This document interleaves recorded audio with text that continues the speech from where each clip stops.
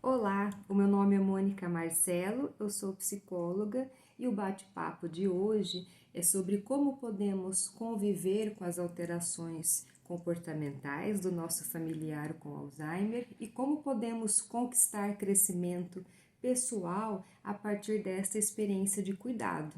O que o Alzheimer pode ensinar para todos nós? Participe conosco desta conversa e lembre-se, busque o conhecimento e os grupos de apoio.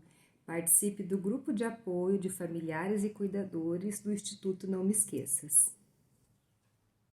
Além de evitarmos perguntas constantes, cobranças e questionamentos, porque isso constrange o paciente, a gente precisa se atentar, por mais que estejamos cansados, em virtude da rotina do cuidar, evitarmos gritos, exaltações ou mesmo comportamentos de indiferença, como se aquele familiar não estivesse ali, porque embora o paciente com Alzheimer tenha dificuldade de compreensão, ele não perde a capacidade de sentir e ele pode se sentir muito bem ou muito mal ao observar e perceber a conduta das pessoas à sua volta. Diante de situações de insônia, agitação do paciente, alucinações, agressividade, enfim, mudanças bruscas de humor, procure o suporte de uma equipe de saúde, porque para estas situações que são frequentes nos pacientes com Alzheimer, há possibilidades de tratamento medicamentoso, terapêutico, orientação em relação à rotina. Então, não desconsidere estes sinais, ao mesmo tempo que eles também podem indicar doenças orgânicas, como infecções, dores, alterações de pressão. Então, sempre procure um suporte de saúde quando o teu paciente tiver mudanças de humor, porque muitas coisas ele percebe, porém não consegue identificar e relatar o que ele está sentindo. Porém, ele tem um incômodo e pode ser um sintoma de doença orgânica. Não cobre do seu familiar com Alzheimer um julgamento crítico de isto é certo ou isto é errado. Diante de alucinações ou de falas que você considere inadequadas do seu familiar, mesmo perante as suas crianças ou pessoas próximas ali que não compreendam, não confronte o seu paciente, não contra-argumente, né? Apenas aguarde aquela situação passar, atenda brevemente aquela situação do seu familiar e mude o foco para outras tarefas, porque as alucinações, elas não são reversíveis com as nossas argumentações.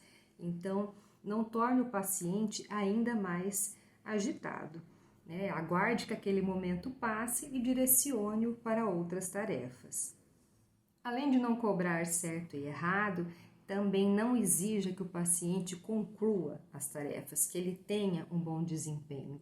O mais importante é que o nosso familiar se envolva na realização de uma dada tarefa, mesmo que ele a interrompa ou que ele não a realize constantemente. O que nós estamos priorizando é o bem-estar do paciente e o envolvimento dele com as pessoas à sua volta e com a rotina da casa. Além disso, você estabelecer rotinas na sua casa exigem menos da memória e da atenção de um paciente com Alzheimer, que por conta da doença ele já tem esse prejuízo dessas funções cognitivas. E através de uma rotina, os pacientes podem realizar tarefas do dia a dia de maneira mais automática. Por isso também que deve se levar em conta a possibilidade de encaminhar um idoso a uma casa de acolhimento para idosos, porque nessas casas voltadas para este fim, há uma maior rotina e um planejamento das atividades que muitas vezes, numa casa como a nossa, em virtude, né, da rotina da nossa casa que é muito instável, a gente nem sempre consiga realizar. Na decisão de manter o seu familiar em casa, enquanto for possível, mantenha esta casa com um ambiente mais familiar que você possa ter, com fotos, objetos, pertences que são importantes para o seu familiar. O importante é que ele se sinta bem, se sinta seguro e se sinta acolhido aonde ele mora, sem a necessidade de aprender constantemente, pois há uma perda da memória recente. No entanto, as memórias, né, da sua história mais passada de vida, elas ainda permanecem presentes e podem trazer muito bem-estar. Então, priorize um ambiente familiar e acolhedor para o seu paciente.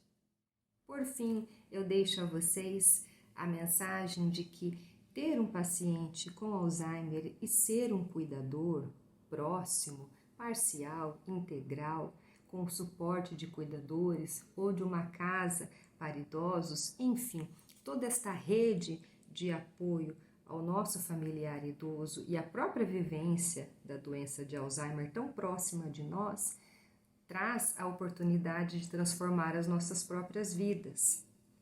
É a oportunidade de rever a própria vida, de dar atenção às prioridades, de valorizar o momento presente, a oportunidade de amar, de reparar, de perdoar e de realizar aquilo que realmente é importante e que estava pendente. A doença de Alzheimer traz a oportunidade do exercício da paciência, da compreensão e da vivência do momento presente, muito mais do que passado ou futuro, da finitude da vida e do quanto isto pode ser uma grande lição para que possamos valorizar as nossas vidas e vivermos de maneira plena e presente com as pessoas que amamos. Um grande abraço e nos vemos nesta campanha do Setembro Lilás.